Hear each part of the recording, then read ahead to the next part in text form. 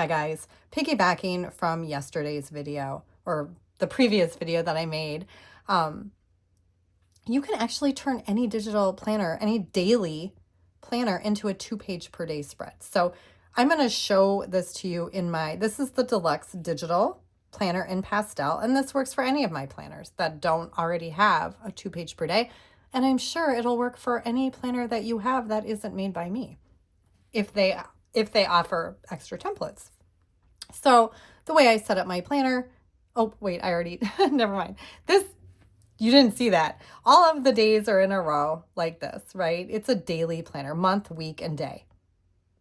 But let's say you want to have it be a 2-page per day, or you just, whatever you want to add, you can add it, is basically what I'm trying to say. So you just go into your templates. So they're all here for you to put wherever you need to make your planner work for you in the most efficient, best way possible. Excuse me. I'm recovering from a cold and I get like really dry throat because I haven't talked much. So I had to take a drink. Anyway, so I'm just going to tab on the medium line page. I'm going to copy this page.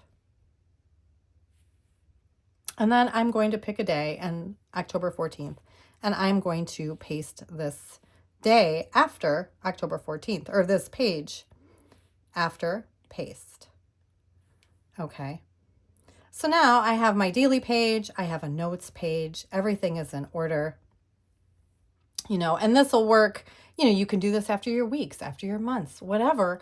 But, if you like the concept of a 2-page per day planner, but you don't think you're going to use it that often, this was great. Just add extra notes when you need them.